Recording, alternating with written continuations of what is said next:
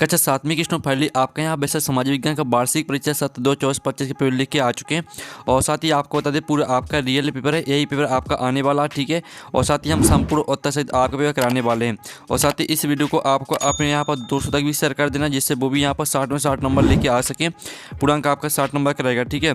और आप पढ़ सकते हैं राज्य शिक्षा केंद्र मध्य प्रदेश भोपाल, वार्षिक परीक्षा सत्र 2024-25, विषय समाज विज्ञान, ठीक है। समय आपका 2.5 घंटे रहने वाला है, ठीक है। तो आप यहाँ पर देख लीजिए आपके आते हैं बहुविकल्पी प्रश्न आते हैं, प्रश्न 1 से 5 तक निर्देश आता है, सही विकल्प चुनकर उत्तर लिखिए।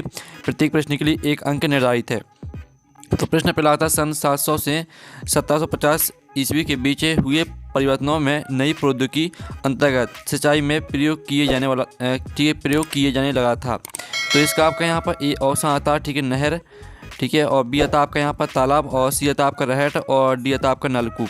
तो आपका पहले का जो यहाँ पर राइट आंसर रहेगा वो आपका यहाँ पर ए हो जाएगा। सॉरी, जो आपके यहाँ पर दिया गया, ठीक है, जो आपके यहाँ पर सन 700 से 1750 ईस्वी के बीच हुए परिवर्तनों में नई प्रौद्योगिकी अंतर्गत सिंचाई में प्रयोग किए जाने लगा था। तो जो आपका इसका यहाँ पर राइट आंसर रहेगा वो आपका ए हो जाएगा, नहर। नहर आपका यहाँ पर राइट आंसर रहेगा। फिर आपका यहाँ पर दूसरा आता चित्तौड़गढ़ किला स्थित है। तो आपको बताना कि यहाँ पर चित्तौड़गढ़ किला कहाँ पर स्थित है। तो आपका तो मध्य प्रदेश में, बी आता गुजरात में, और सी आता आपका राजस्थान में, और डी आता बंगाल में। तो जो आपके यहाँ पर ये चित्तौड़गढ़ किला स्थित है, तो इसका आंसर आपका यहाँ पर राजस्थान में हो जाएगा, ठीक है। राजस्थान में आपका स्थित है। फिर आपका तीसरा था बंगाल की खाड़ी भारत की किस दिशा में स्थित है। तो आपका यह था उत्तर में, बी था आपका पूर्व में, और सी था आपका दक्षिण में, और डी था पश्चिम में। तो जो आपके यहाँ पर ये बंगाल की खाड़ी भारत की किस दिशा में स्थित है, तो तीसरे का आंसर आपका बी हो जाएगा, पूर्व में। फिर आपका यहाँ पर चौथा आता जनसंख्या घनत्व कहलाता है। तो आपका यह था एक विशिष्ट क्षेत्र में बसे हुए लोग, और बी था 1 वर्ग किलोमीटर क्षेत्र में बसे लोग, और सी था अधिक जनसंख्या वाले क्षेत्र, और डी था शहरी क्षेत्र में बसे हुए लोग।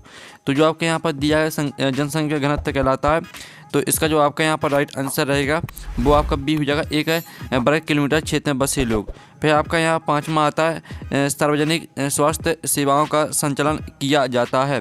तो आपका ए आता है निजी चिकित्सक द्वारा, और बी था महिला स्व सहायता समूह द्वारा, और सी था आपका सरकार द्वारा, और डी था सरकारी संस्था द्वारा।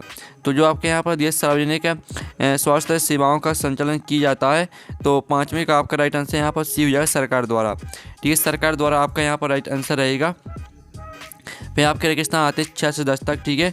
निर्देश आता नीचे दिए रेगिस्तान की पूर्ति कीजिए, प्रत्येक प्रश्न के लिए 1 अंक निर्धारित है। तो आपके यहाँ पर 6वां आता है संग्राम सहाय के पुत्र दलपत ने रानी, ठीक है, रानी डॉट डॉट के साथ विवाह किया। तो इसका आंसर आपका दुर्गावती हो जाएगा, ठीक है। दुर्गावती के साथ यहाँ पर विवाह किया, तो दुर्गावती आपका राइट आंसर रहेगा। फिर आपका 7वां आता है रामानुज विष्णु भक्त डॉट डॉट से प्रभावित हुए थे, डॉट डॉट से बहुत प्रभावित थे। तो यहाँ पर रामानुज विष्णु भक्त, ठीक है, अलवार संतो, ठीक है। इसका आंसर आपका हो जाएगा अलवार संतो, ठीक है। अलवार संतों से बहुत प्रभावित हुए थे, तो अलवार संतों आपका 7वें का आंसर रहेगा। फिर आपका 8वां आता है महासागरों एवं समुद्रों का जल डॉट डॉट होता है। तो महासागरों एवं समुद्रों का जल, ठीक, खारा होता है। तो खारा आपका राइट आंसर रहेगा 8वें का, ठीक है। फिर आपका 9वां देख लेते हैं, बे बीमारियां जो एक व्यक्ति से दूसरी व्यक्ति में फैलती हैं, डोडो बीमारियां कहलाती हैं। तो यहाँ पर बे बीमारियां जो एक व्यक्ति से दूसरी व्यक्ति में फैलती हैं आपकी संक्रमण बीमारियां कहलाती हैं, ठीक है। संक्रमण आपका यहाँ पर राइट आंसर रहेगा। फिर आपका यहाँ पर 10वां आता डॉट डॉट द्वीप प्रशांत महासागर के दक्षिण में स्थित छोटे छोटे द्वीपों के समूह का भाग है। तो 10वें का आंसर रहेगा आपका द्वीप समूह, ठीक है। द्वीप समूह आपका यहाँ पर राइट आंसर हो जाएगा, ठीक है। द्वीप समूह आपका यहाँ पर राइट आंसर रहेगा। द्वीप समूह द्वीप प्रशांत महासागर के दक्षिण में स्थित छोटे छोटे द्वीपों के समूह का भाग है, ठीक है। अब आते हैं आपके अति लघु प्रश्न आते हैं, जो कि आपके यहाँ पर प्रश्न 11 से 16 तक रहेंगे। निर्देश आता नीचे दिए प्रश्न को उत्तर लिखिए, ठीक है। नीचे दिए प्रश्न को उत्तर एक शब्द वाक्य में लिखिए, प्रत्येक प्रश्न के लिए 2 अंक निर्धारित है।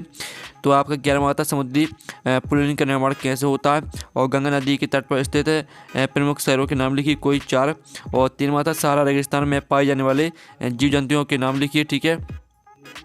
फिर आपका यहाँ पर 14वां आता भारतीय लोकतंत्र का आधार स्तंभ किसे कहा जाता है। फिर आपका 15वां आता वर्ष 1961 की जनगणना के अनुसार पुरुष व महिला साक्षरता दर का प्रतिशत आपको लिखना है। फिर 16वां आता संसार के सबसे बड़े कपड़ों बाजारों में से एक भारत के किस राज्य में स्थित है, ठीक है। तो चलिए आपका प्रश्न यहाँ पर 11 से लेकर 16 तक का जो आंसर है वो देख लेते हैं। तो स्टूडेंट आप यहाँ पर देख लीजिए 11वें क्वेश्चन का आंसर है समुद्री पुलिन समुद्र तट पर बनने वाले रेत के टीले का ठीक है, निर्माण समुद्री लहरों, धाराओं और ज्वारीय प्रक्रियाओं द्वारा रेत, गाद और कणों के निक्षेपण अवसाधन से होता है। फिर आप 12वें क्वेश्चन का आंसर देख लीजिए। ये आपका 12वें क्वेश्चन का आंसर दिया गया है। गंगा नदी के तट पर स्थित प्रमुख शहर हैं आपके वाराणसी, प्रयागराज, पटना, कानपुर। ये आपका 12वें क्वेश्चन का आंसर। 13वें क्वेश्चन का आंसर देख लीजिए। ठीक है, सारा रेगिस्तान में पाए जाने वाले जीव जंतु हैं आपके ड्रोमेडरी ऊँट और फेनिक लोमड़ी और सहारन सींग वाला वाइपर और डेजर्ट मॉनिटर लिजार्ड। ठीक है, आपका 13वें क्वेश्चन का आंसर हो जाता है। फिर आप 14वें क्वेश्चन का आंसर देख लीजिए। ये आपका 14वें क्वेश्चन का आंसर दिया, भारतीय लोकतंत्र का आधार स्तंभ संविधान और चुनाव प्रणाली को कहा जाता है क्योंकि ये नागरिकों के अधिकारों की रक्षा करते हैं और शासन प्रणाली को सुचारू रूप से संचालित करते हैं। फिर आपका 15वें क्वेश्चन का आंसर आता है, वर्ष 1961 की जनगणना के अनुसार पुरुष साक्षरता दर आपका 14.4% और महिला साक्षरता दर आपका 15.3%। ये आपका 15वें क्वेश्चन का आंसर हो जाता है। फिर 16वें क्वेश्चन का आंसर देख लीजिए। संसार के सबसे बड़े कपड़ा बाजारों में से एक सूरत गुजरात में स्थित है, जो भारत का प्रमुख वस्त्र उद्योग केंद्र। ठीक है, आपका 16वें क्वेश्चन का आंसर रहेगा। अब चलिए आपके लघु उत्तरीय प्रश्न देख लेते हैं। तो स्टूडेंट आप यहाँ पर देख लीजिए, आपके लघु उत्तरीय प्रश्न आते हैं 17 से 22 तक। तो निर्देश आता है, नीचे दिए प्रश्न को उत्तर लिखिए। ठीक है, नीचे दिए प्रश्न को उत्तर 30 से 40 शब्दों में लिखिए। प्रत्येक प्रश्न के लिए 3 अंक निर्धारित है। तो आपका 17वां था, मुगल साम्राज्य की राजस्व व्यवस्था की कोई 3 विशेषताओं का वर्णन कीजिए। मैं आपका 18वां था, जहांगीर ने अपने संस्मरण से बंजारों के बारे में क्या लिखा। और फिर आपको 19वां था, शैल किसे कहते हैं, शैल के प्रकार उदाहरण सहित लिखिए और उदाहरण सहित बताइए। फिर आपका 20वां था, पवन किसे कहते हैं और पवनों को मुख्यतः कितने भागों में विभाजित किया गया है। फिर 21वां था, पक्की दुकानों से मिलने वाला सामान महंगा क्यों होता है। फिर आपका यहाँ पर 22वां था, ऑनलाइन खरीदारी कैसे की जाती है। ठीक है, तो जो आपका यहाँ प्रश्न 17 दिया, 18, 19, 20, 21, 22। ठीक है, इनके आंसर हम देखने वाले। साथ ही आप यहाँ पर दिए उत्तरीय प्रश्न भी देख लीजिए, फिर इनके एक साथ आंसर देख लेंगे। 23वां था, शेरशाह सूरी की शासन व्यवस्था का वर्णन कीजिए। 24वां था, चोल शासनकाल ने ठीक है, चोल शासनकाल में कृषि व सिंचाई व्यवस्था का वर्णन कीजिए।